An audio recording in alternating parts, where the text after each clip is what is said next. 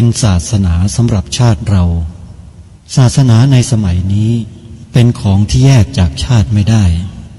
เป็นความจำเป็นที่เราทั้งหลายผู้เป็นไทยจะต้องมั่นคงอยู่ในศาสนาพระพุทธซึ่งเป็นศาสนาสำหรับชาติเราพระพุทธศาสนาก็ดีหรือศาสนาใดก็ดีที่ตั้งมั่นอยู่ได้ก็ด้วยความมั่นคงของผู้เลื่อมใสตั้งใจที่จะรักษาและข้าพเจ้าพูดทั้งนี้ก็เพื่อชักชวนท่านทั้งหลายอย่างเป็นเพื่อนไทยและเพื่อนพุทธศาสนิกชนด้วยกันทั้งนั้นเพื่อความมั่นคงแห่งพระพุทธศาสนาข้าพเจ้ารู้สึกว่าได้ทำหน้าที่สมควรแก่อุปถัมภ์พระพุทธศาสนาเราจะตั้งใจรักษาศาสนาของเราด้วยชีวิตและถ้าท่านตั้งใจจะช่วยข้าพเจ้าในกิจอันใหญ่นี้แล้วก็จะเป็นที่พอใจข้าพเจ้าเป็นอันมากเพราะฉะนั้นเป็นหน้าที่ของเราทั้งหลายที่จะช่วยกันบำรุงรักษาพระพุทธศาสนาอย่าให้เสื่อมสูญไปการที่จะบำรุงพระพุทธศาสนาเราต้องรู้สึกก่อนว่าหลักของพระพุทธศาสนาคืออะไรเราจะถือว่าเราเป็นไทยด้วยกันหมดเราจะต้องรักษาความเป็นไทยของเราให้ยั่งยืนเราจะต้องรักษาพระพุทธศาสนาให้ถาวรวัฒนาการอย่างที่เป็นมาแล้วหลายชั่วโคตรของเราทั้งหลาย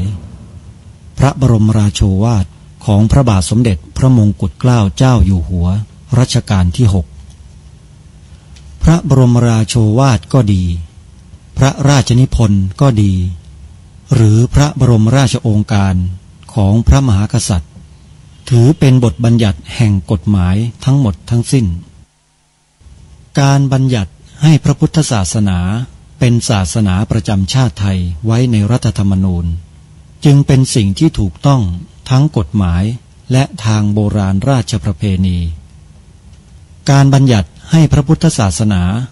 เป็นศาสนาประจำชาติไทยไว้ในรัฐธรรมนูญ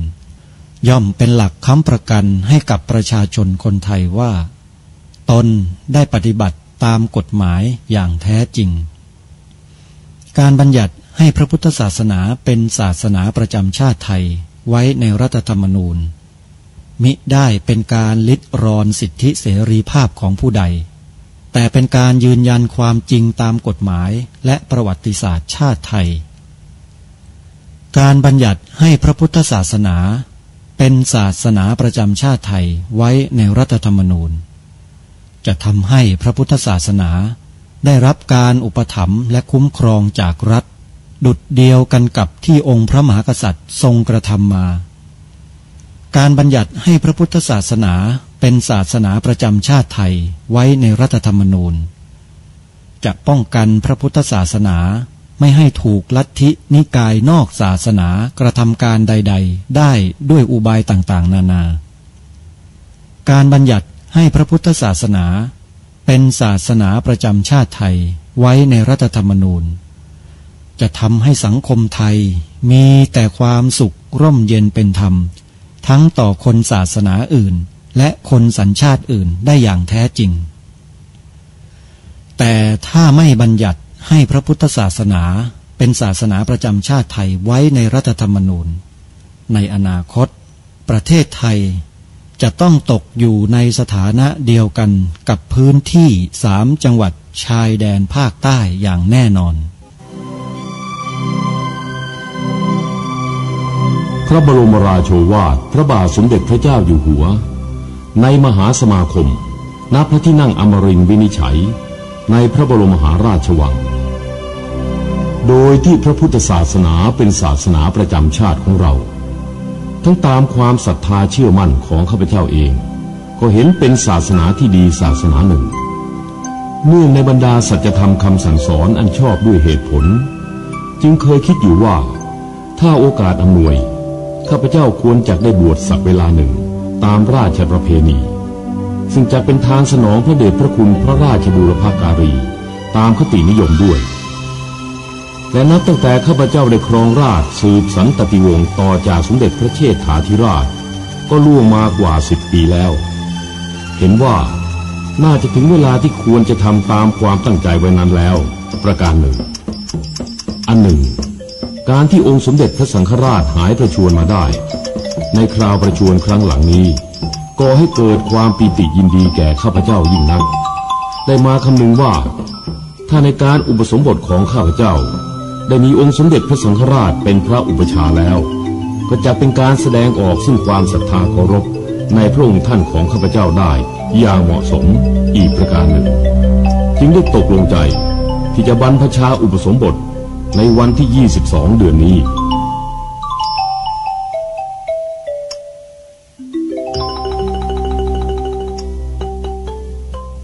คดีโลกคดีธรรม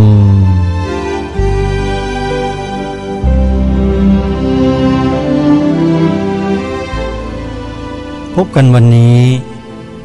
วันขึ้น6 ค่ำเดือน 9วันนี้ตรงกับวันอังคารที่22สิงหาคมพระพุทธศักราช2566รายการคดีโลกคดีธรรมมาพบกับสาธุชนเป็นปกติทุกวันจันทร์ถึงวันศุกร์และวันเสาร์อาทิตย์ทางสถานีวิทยุแห่งนี้ท่านผู้ฟังสามารถใช้โทรศัพท์มือถือดาวน์โหลดแอปพลิเคชันที่ชื่อว่าวิทยุพุทธศาสนาทั่วไทย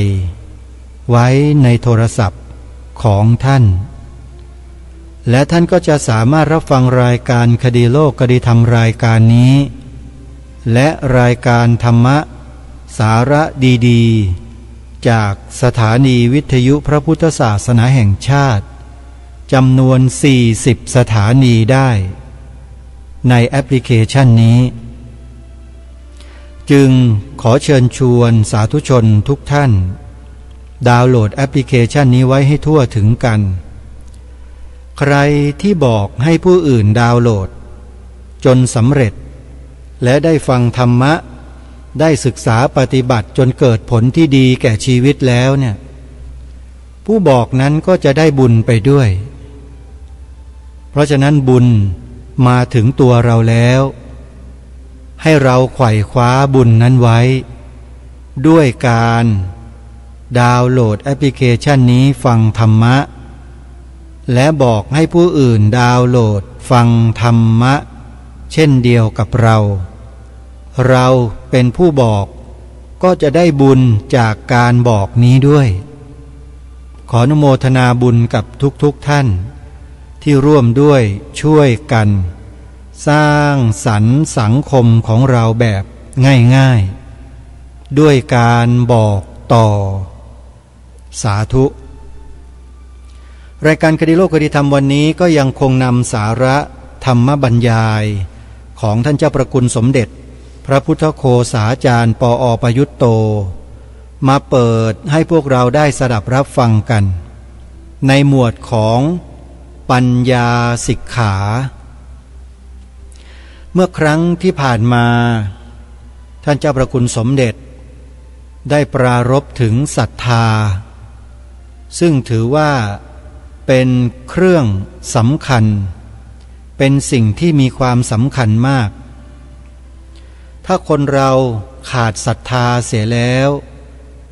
การจะทำความเพียรเพื่อสิ่งใดๆนั้นก็เกิดขึ้นไม่ได้เพราะฉะนั้นศรัทธาจึงเป็นแรงจูงใจที่มีความสำคัญในเบื้องต้นองค์คุณแห่งปัญญาจะขาดตัวศรัทธาไปไม่ได้จะต้องมีศรัทธานั้นเป็นองค์ประกอบของปัญญาอยู่อย่างสม่ำเสมอเพื่อให้เกิดความพยายามหรือความเพียร นั่นเอง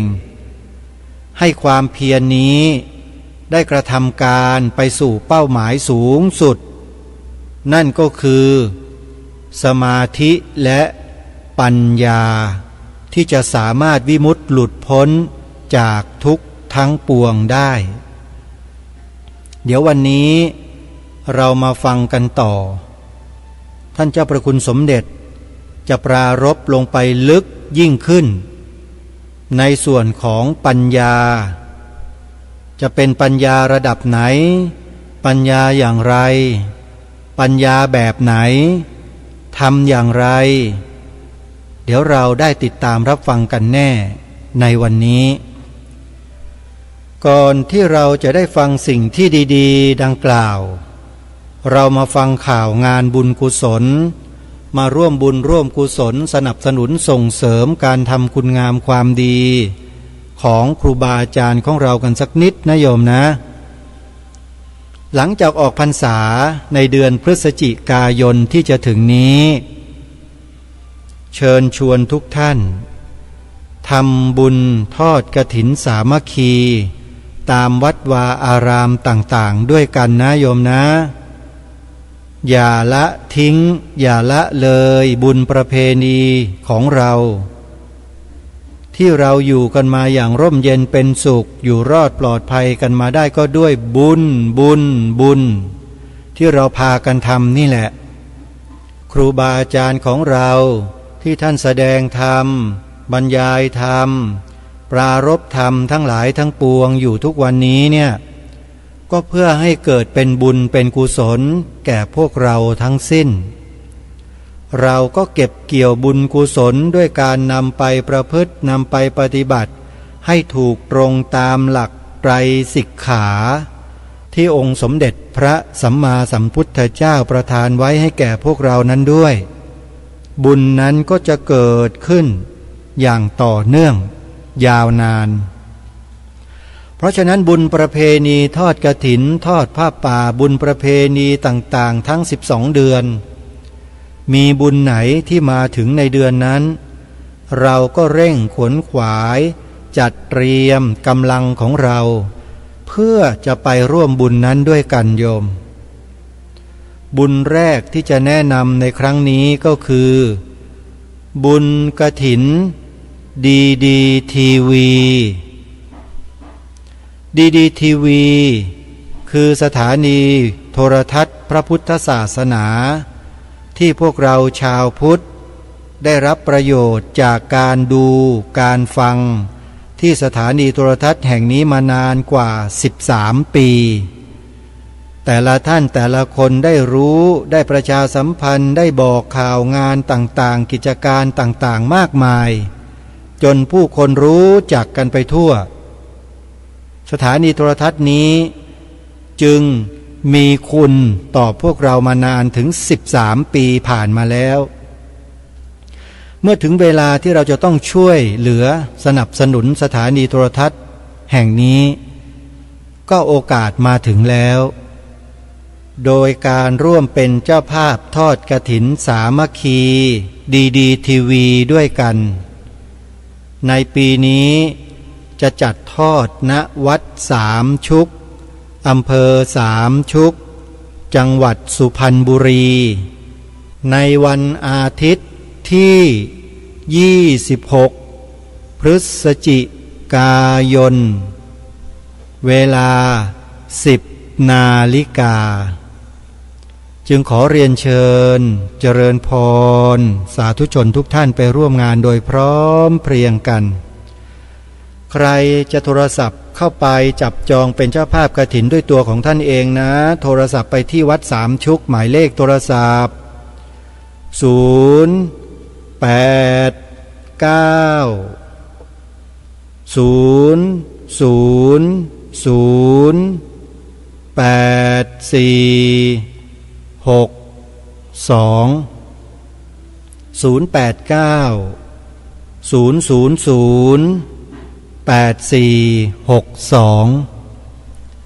และวัดอื่นๆที่ท่านอำนวยความสะดวกให้แก่พวกเราโดยการนำธรรมะมาเปิดออกอากาศทางสถานีวิทยุเราก็ควรที่จะตอบแทนคุณของครูบาอาจารย์ในกิจการเหล่านี้ด้วยเมื่อถึงโอกาสที่จะร่วมกันเป็นเจ้าภาพทอดกฐินในปีนี้เราก็อย่าลืมครูบาอาจารย์ของเรานะโยมนะอย่างเช่นวัดหนองกายอยู่ที่ตำบลสันป่ายางอำเภอแม่แตงจังหวัดเชียงใหม่ทอดกฐินในวันที่4พฤศจิ กายนโทรศัพท์062 424 9659หรือ083 789 3642วัดฝายหินตั้งอยู่ที่ตำบลสุเทพอำเภอเมืองจังหวัดเชียงใหม่ทอดกฐินสามัคคีวันไหนอย่างไรติดตามรับฟังทางสถานีวิทยุวัดฝายหินไว้นะโยมนะ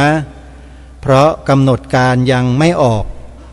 แต่ถ้าใครจะจองเป็นเจ้าภาพกฐินสามัคคีวัดฝายหินปีนี้โทรศัพท์เข้าไปจับจองกันได้ที่หมายเลข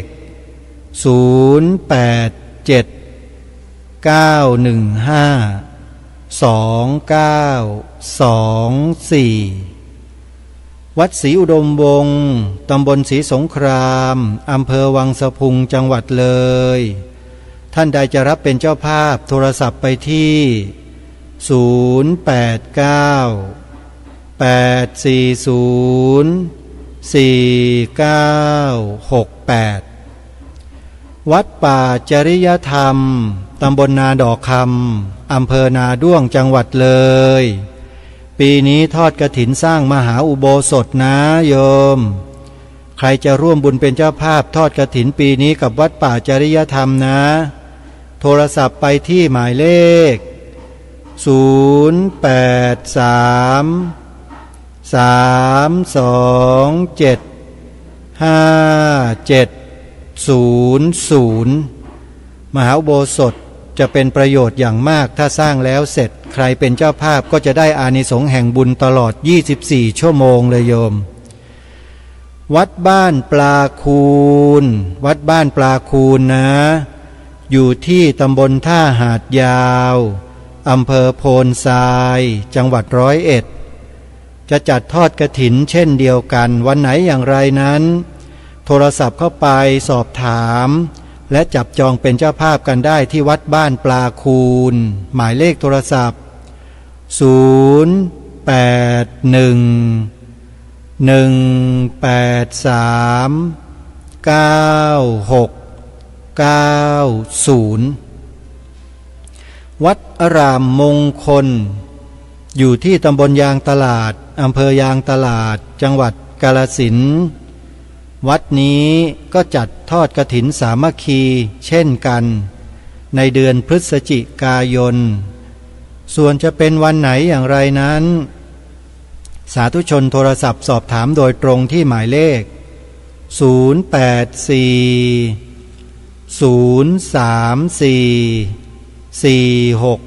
0842344606หรือ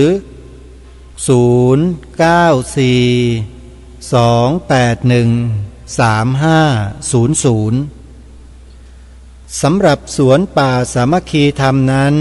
ก็จะเปิดโอกาสให้ญาติโยมทอดผ้าป่าออนไลน์กันได้ตลอดนะโยมนะสนับสนุนให้อาตมาภาพผู้ดำเนินการได้ดูแลสวนป่าให้เป็นโรมณียสถานในโอกาสต่อไปปีนี้เข้าสู่ปีที่5แล้วโยมวันเวลาไวเหลือเกินนะใครจะสนับสนุนการปลูกป่าที่สวนป่าสามัคคีธรรมนะโยมนะโทรศัพท์เข้ามาที่0946626935ขออนุโมทนาบุญทุกท่านเอาล่ะญาติโยมสาธุชนได้เวลาที่เราจะมาฟังสาระดีๆจากท่านเจ้าพระคุณสมเด็จพระพุทธโฆษาจารย์ปอ.ประยุตโตกันแล้วท่านเจ้าพระคุณสมเด็จกำลังบรรยายอธิบายให้เราได้รู้จักศีลสมาธิปัญญาและเราก็กำลังจะได้รับฟังในส่วนของปัญญาซึ่งมีความยาวมีความละเอียดมีความน่าสนใจเป็นอย่างมากเพราะตัวปัญญาสัมมาทิฏฐิในพระบวรพุทธศาสนานี้แหละเป็นตัวปัญญาหนึ่งเดียวที่จะนำมนุษย์สัตว์ทั้งหลายในโลกและในจักรวาลนี้ข้ามพ้นโอคะสงสารไปได้ เดี๋ยวเราไปติดตามรับฟังพร้อมๆกันได้นะบัดนี้ที่คนเข้าถึงเมื่อจิตหลุดพ้นนะแปลได้หลายอย่างทีนี้กลับมาเรื่องปัญญาเดี๋ยวจะสับสนนะเรื่องอื่นเอาไว้ก่อนเพราะเหตุที่ปัญญามีหลายชื่อเนี่ยเราจึงต้องได้หลักการคร่าวๆบอกว่าเอานะปัญญานี่เป็นคำกว้างที่สุดครอบคลุมหมดแล้วก็จะไปเรียกชื่ออะไรเราก็ไปดูอีกนะบางคำมันก็เป็นคำที่สงวนไว้ใช้สำหรับในกรณีพิเศษจริงๆอย่างโพธินี่นะมาถึงการตรัสรู้เลยทั้งที่ว่าโดยตัวศัพท์มันก็ไม่ได้ต่างอะไรกับคำว่าพุทธิพุทธิโพธินี่ตัวรากศัพท์ก็ตัวเดียวกันนะจากบาลีท่านเรียกว่าธาตุธาตุก็คือตัวรากศัพท์ก็พุทะเนี่ยพุทธธาตุคำเดียวกันแล้วพอมาทำตามไวยากรณ์ออกมาเป็นพุทธิตัวหนึ่งออกมาเป็นโพธิตัวหนึ่งแต่ใช้ในความหมายไม่เหมือนกันแหละใช่ไหมโพธินี่มุ่งเอาปัญญาปรีชาญาณสูงสุดตรัสรู้เนี่ยเป็นพระสัมมาสัมพุทธเจ้าแต่พุทธินี่ใช้ได้กับคนทั่วไปความเข้าใจรู้เหตุรู้ผลอย่างนี้นะอันนี้เป็นเรื่องของบางทีก็เป็นเรื่องความนิยมหรือการที่ว่าได้ใช้จนกระทั่งว่ามีความหมายจำกัดเฉพาะเรื่องของความหมายของศัพท์นี่มันเกิดจากเหตุหลายอย่างนะบางทีก็ตัวศัพท์เองมันแสดงความหมายไปด้วยก็ขอให้นึกเทียบอย่างคำว่าเดินนะคำว่าเดินนี่อาจจะมีศัพท์อื่นอีกเยอะก้าวย่างย่องนะยุรยาตเยื้องย่างดำเนินใช่ไหมยังมีราชดำเนินพุทธดำเนินหน่วยนาฏอะไรต่างๆอีกนะคำว่าปัญญานี่ก็ถ้าเทียบกับรูปธรรมคล้ายๆคำว่าเดินเป็นคำที่กว้างที่สุดทีนี้คำอื่นนั้นบางคำก็เป็นเพียงอาการส่วนหนึ่งของการเดินเช่นจะเดินต้องมีการก้าวใช่ไหมก้าวก็เป็นส่วนหนึ่งของการเดินย่างก็เป็นส่วนหนึ่งของการเดินใช่ไหมหรืออย่างย่องก็เป็นการเดินชนิดหนึ่งใช่ไหม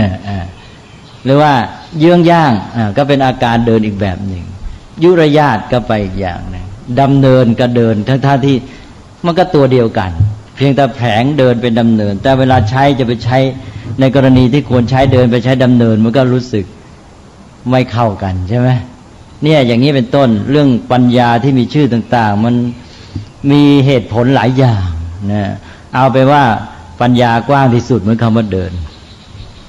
ทีนี้บางคำก็เหมือนกับคำว่าก้าวบางคำก็เหมือนกับย่างบางคำก็เหมือนกับย่องอะไรอย่างนี้นะเอานะคิดว่าเข้าใจอันนี้เมื่อรู้แนวกว้างๆนี้แล้วเราก็อาจจะยกตัวอย่างบางคำมาพูดกันที่ยกตัวอย่างไปแล้วก็สัมปชัญญะใช่ไหมอธิบายไปแล้วว่ามันเป็นปัญญาที่ใช้ในกรณีอย่างไรทีนี้วันนั้นท่านไพบูลย์ถามเรื่องปัญญากับญาณเนี่ยอันนี้ก็น่ารู้เหมือนกันปัญญากับญาณก็เป็นอันว่าญาณก็เป็นชื่อหนึ่งของปัญญาแต่เป็นปัญญาที่ทำหน้าที่สำเร็จผลในเรื่องนั้นๆปัญญาคำกว้างๆนะความรู้ความเข้าใจมันก็ทำงานไปรู้เข้าใจเรื่องต่างๆไปเรื่อยแต่ญาณนี่หมายถึงปัญญาที่ทำงานสำเร็จผลเป็นเรื่องๆไปเลยนะอย่างอะไรอตีตังสยานนะญาณกำหนดรู้ส่วนอดีตนี่เห็นไหมอย่างรู้ส่วนอดีตนี่ปัญญาทำงานสำเร็จผลในเรื่องนั้นคือในเรื่องส่วนอดีตนะหรืออย่างนามรูปปริเฉทญาณญาณกำหนดแยกนามและรูปได้นี่หมายความว่าเป็นปัญญาที่ทำงานสำเร็จผลเป็นเรื่องเลยในเรื่องนามรูปนี่โอ้รู้เลยว่าอะไรเป็นรูปอะไรเป็นนามแยกได้ใช่ไหมหรือปัจจยปริฆาญาณญาณที่กำหนดจับปัจจัยของนามรูปได้โอ้รู้ว่าโอ้นามรูปเกิดเพราะอะไรนามอันนี้เนี่ยมีเพราะปัจจัยอะไรมีอะไรเป็นเหตุปัจจัยเนี่ยรูปอันนี้เกิดจากอะไรอะไรอย่างนี้เนี่ยสืบต่อมายังไงนี่ญาณก็เป็นความรู้เป็นปัญญาที่ทำหน้าที่ทำงานสำเร็จในเรื่องนั้นนะก็เราจึงมีญาณเยอะแยะไปหมด ตั้งแต่ความรู้เบื้องต้นในเรื่องเล็กๆน้อยๆก็เป็นญาณอย่างหนึ่งจนกระทั่งไปถึงโพธิญาณนี่คือปัญญาที่ทำงานในการตรัสรู้สัจธรรมสำเร็จใช่ไหมหรือว่าอาสวัคยญาณ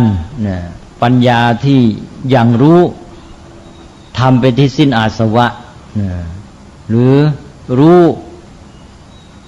ถึงการที่จะทำอาสวะให้สิ้นไปได้เห็นไหมเป็นเรื่องว่าเป็นเรื่องไปเลยเรื่องญาณเนี่ยเราจึงจะเห็นว่าโดยมากจะมีคำมานำหน้าว่าเป็นญาณในเรื่องอะไรแล้วก็จำกัดไปในเรื่องนั้นในเข้าใจแล้วนะนี่มาพูดถึงญาณอย่างนี้แล้วก็เลยยกตัวอย่างญาณที่ให้เห็นว่ามีเยอะแยะไปหมดอย่างวิปัสสนาญาณ9พอดีเมื่อคืนวันนั้นก็คุณที่ขับรถแท็กซี่มาก็ถามถึงเรื่องของการสอบอารมณ์ซึ่งเป็นคำไทยอันนี้สอบอารมณ์เขาก็จะดูว่าผู้ที่ปฏิบัติวิปัสสนานั้นได้ปฏิบัติก้าวหน้าสำเร็จไปได้ญาณลำดับไหนนะก็จะดูลำดับญาณที่ได้บรรลุนะอันนี้ลำดับญาณตามปกติก็จะใช้หลักใหญ่คือหลักวิปัสสนาญาณ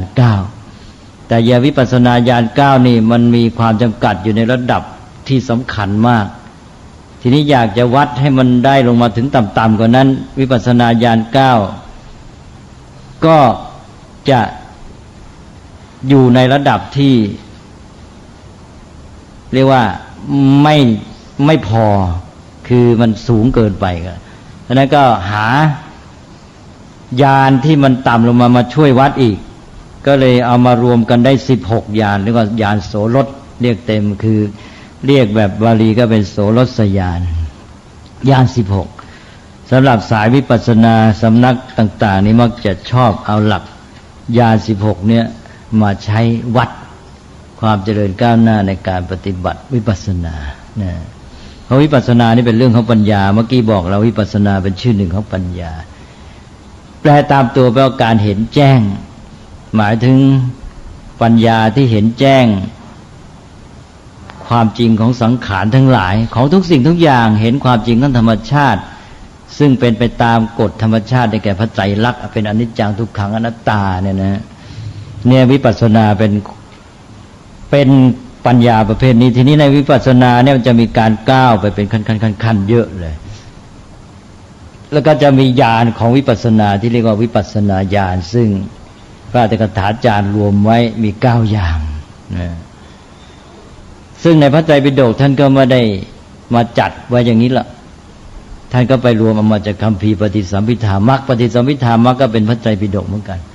แต่หมายความว่าในพระไตรปิฎกเนี่ยท่านไม่ได้มาจัดเป็นชุดไว้ท่านเพียงแต่ว่าบอกหัวข้อไว้ชื่อยานในบทแรกของคัมภีร์ปฏิสัมภิทามรรคเนี่ยจะว่าได้เรื่องญาณต่างๆมากมายเต็มไปหมดท่านก็ให้หัวข้อชื่อยานไว้มากมายนี่พระอาจารย์รุ่นพระอัตถกถาเนี่ยก็คงจะสืบมาตามสายการสอนของครูอาจารย์ก็มาจัดเป็นวิปัสสนาญาณ9จับเอาจากคัมภีร์ปฏิสัมภิทามรรคซึ่งมีอยู่ในหน้าที่1เลยเริ่มต้นขึ้นมาท่านขึ้นเรื่องญาณท่านก็บอกว่าโอ้ยชื่อญาณนั้นญาณนั้นเยอะแยะไปหมดฉันก็จับเอามา9อันเนี่ยว่าเป็นญาณในวิปัสสนาทีนี้ในคัมภีร์รุ่นหลังมาอีกในวิสุทธิมรรคเนี่ยจับมาได้เป็น9เลยวิปัสสนาญาณ9พอมาคัมภีร์อภิธรรมมัตตสังหะจับมาเพิ่มก็เอามาจากปฏิสัมภิทามรรคนั่นแหละวิสุทธิมรรคเอามาแค่9อภิธรรมมัตตสังหะเอามา10เอามาอีกตัวหนึ่งเอามาอันต้นอันก่อนของวิปัสสนาญาณ9ก็เลยในอภิธรรมมัตตสังหะเป็นวิปัสสนาญาณ10ไม่เป็น9แหละทีนี้พอมาอาจารย์รุ่นหลังอีกต้องการจะมาตรวจสอบวัดลูกศิษย์อยากให้ได้ขั้นต้นเพราะกว่าจะถึงวิปัสสนาญาณที่พระพุทธโฆษาจารย์ในวิสุทธิมรรคว่าไว้เนี่ยมันต้องขึ้นไปขั้นสูงหน่อยก็เลยมาเอาที่ต่ำๆกว่ารวมแล้วเลยทั้งก่อนวิปัสสนาญาณ9แล้วไปนับเอาหลังวิปัสสนาญาณ9สูงขึ้นไปอีกรวมเป็น16ที่ว่าเมื่อกี้ เพิ่มก็อีก7ญาณก็เป็นวิปัสเป็นญาณ16ตอนนี้ไม่เรียกวิปัสสนาญาณเรียกญาณเฉยๆวิปัสเรียกว่าญาณ16เรียกเป็นไทยกันง่ายๆว่าญาณโสรสหรือโสรสญาณโสรสก็แปลว่า16นั่นเองก็มาใช้เป็นหลักในการตรวจสอบความก้าวหน้าในการเจริญวิปัสสนานะอันนี้ก็เป็นความรู้พิเศษอย่างที่ว่านะท่านอย่าไปเอาจริงเอาจังนักเพราะมันยากนะอันนี้ให้ได้ยินผ่านไว้นี่ก็เรื่องของการปฏิบัติวิปัสสนาเนี่ยที่มาในพระไตรปิฎกแท้ๆนะว่าเป็นลำดับไปเลยในการปฏิบัติเนี่ยท่านเรียกว่าวิสุทธิ7ใครเคยได้ยินบ้างวิสุทธิ7วิสุทธิ7เนี่ยเป็นหลักของคัมภีร์วิสุทธิมรรคเลย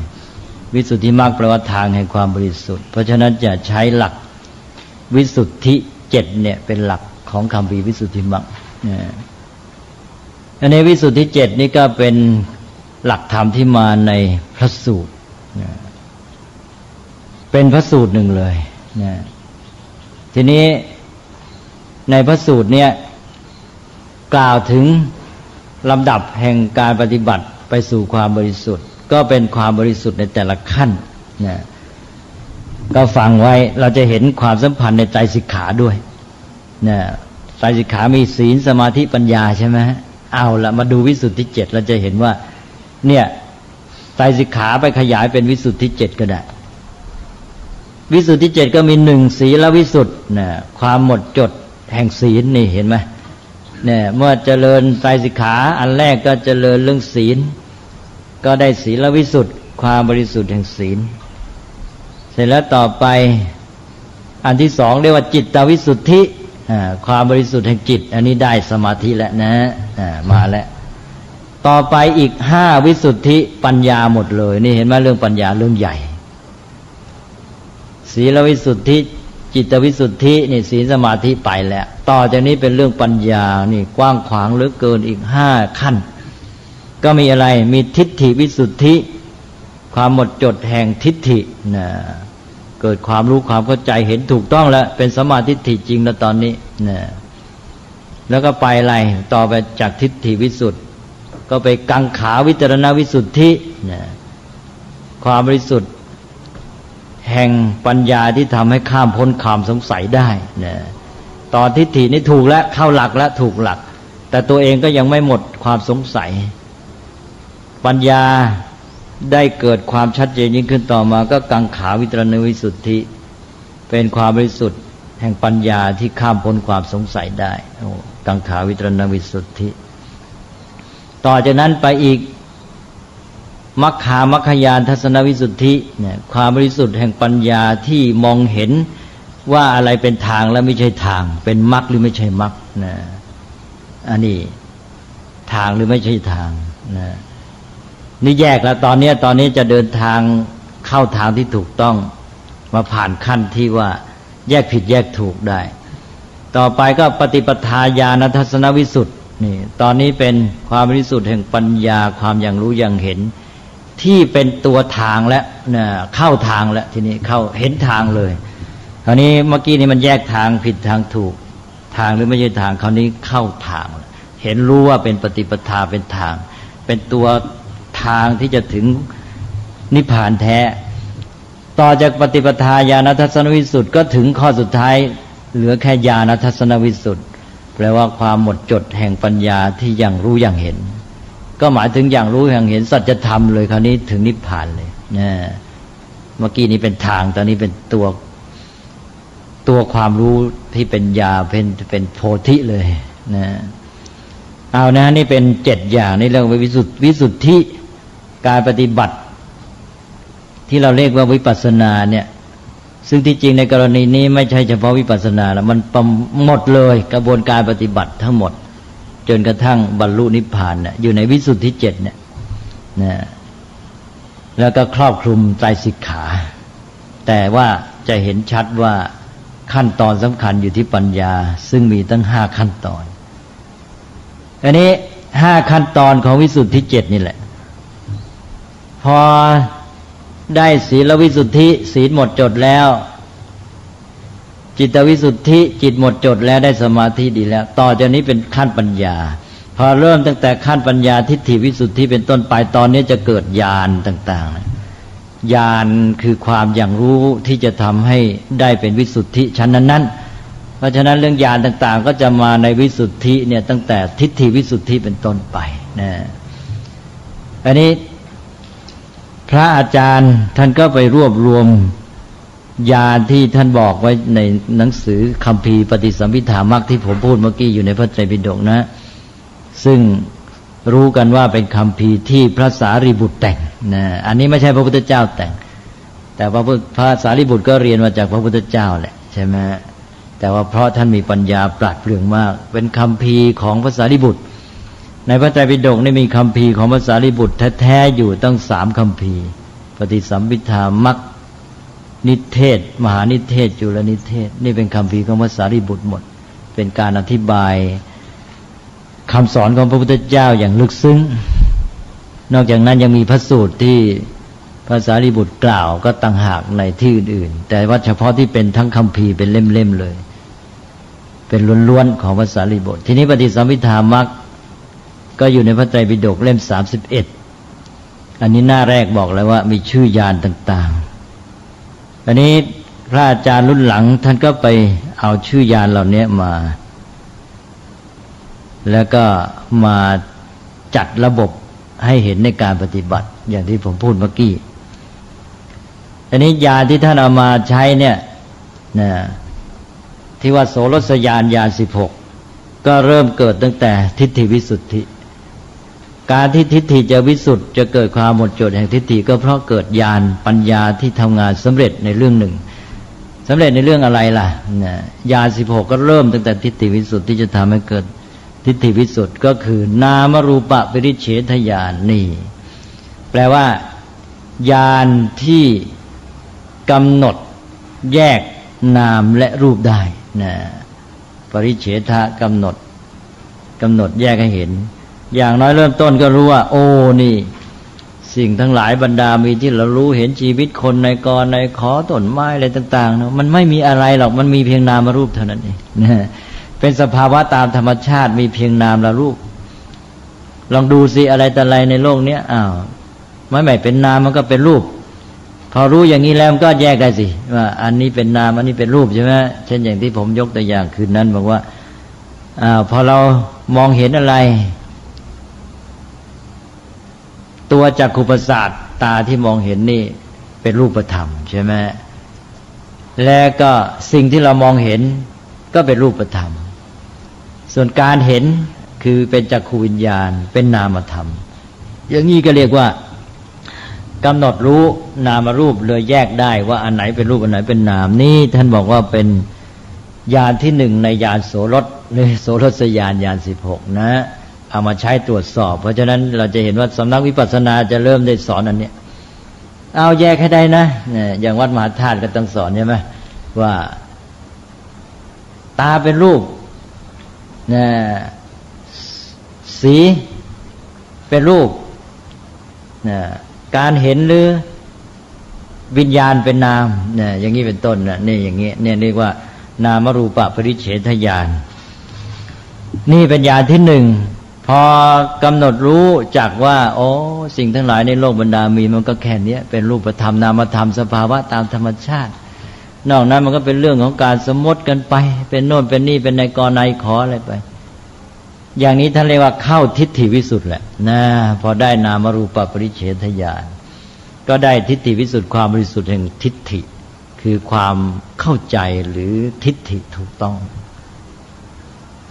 ทีนี้ต่อไปพอเดินหน้าไปอีกพอนอกจากรู้ว่านามรูปแล้วทีนี้ก็สืบได้ว่านามรูปนี้แต่ละอย่างละอย่างเนี่ยมันเกิดจากปัจจัยอะไรมันไม่ได้เกิดลอยๆนะมันเป็นไปตามปัจจัยของมันเนี่ยอย่างที่ว่าทำไมจึงเกิดจักขุวิญญาณก็เพราะว่าจักขุประสาทการูปารมณ์เนี่ยสีเข้ามากระทบกันเกิดจักขุวิญญาณขึ้นนี่เรียกว่าจับปัจจัยได้อย่างนี้เป็นต้นเรียกว่าเวทนาความรู้สึกมีเพราะอะไรมีเพราะผัสสะเนี่ยหรือว่าตัณหาเกิดเพราะอะไรเพราะว่า มันมีความติดในเวทนาความรู้สึกสุขทุกข์อะไรอย่างนี้เป็นต้นพอกำหนดจับปัจจัยแห่งนามรูปได้อันนี้เรียกว่าปัจจยปริคหายานแล้วญาณที่กำหนดจับปัจจัยของนามรูปได้ก็ข้ามไปเป็นวิสุทธิ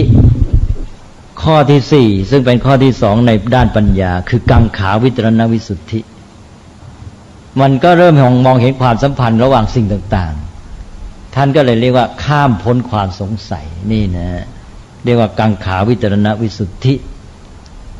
เป็นวิสุทธิข้อที่สี่ใน7ข้อแต่เป็นข้อที่สองในหมวดปัญญาอันนี้ก็ก้าวมาอีกขั้นหนึ่งนะเนี่ยลำดับญาณจะเห็นว่านี่เป็นโสรสญาณญาณ16ข้อที่สองแล้วนะหวังว่าคงไม่สับสนนะขั้นเนี้ยพอได้ญาณนี้เป็นกังขาวิตรณวิสุทธินี่พระอัตถกถาจารย์บอกท่านผู้นี้เป็นจุลโสดาบันเป็นพระโสดาบันน้อยนะที่จริงยังเป็นปุถุชนหรอกเพราะท่านยังไม่นับเป็นพระโสดาบันไปพระอัตถกถาจารย์เนี่ยท่านมาแยกขยายเห็นเพื่อว่าจะเห็นความก้าวหน้าของผู้ปฏิบัติท่านบอกเนี่ยขั้นนี้เป็นจุลโสดาบันแล้วนะเป็นโสดาบันน้อยแล้วว่างั้นนะคนปฏิบัติก็ค่อยใจชื้นหน่อยถึงเรายังไม่ได้เป็นพระโสดาบันก็ยังได้เป็นพระโสดาบันน้อยว่างั้นนะเอานะเป็นจุลโสดาบันนะได้กังขาวิตรณวิสุทธิคือได้ปัจจยปริคหายานได้ญาณที่กำหนดจับปัจจัยแห่งนามรูปได้ทีนี้ต่อไปก็อันที่หนึ่งทวนอีกทีนะกำหนด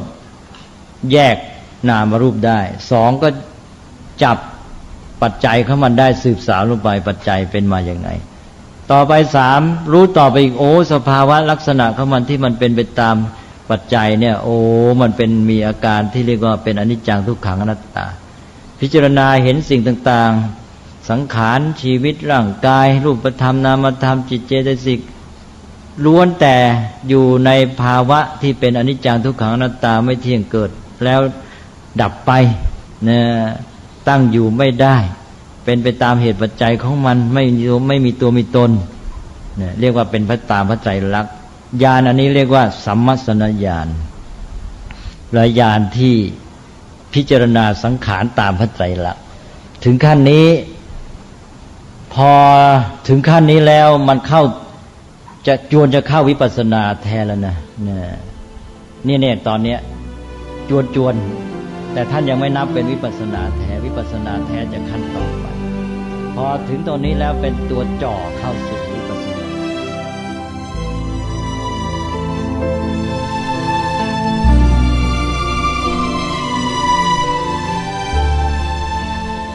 ท่านสาธุชนผู้ฟังทุกท่าน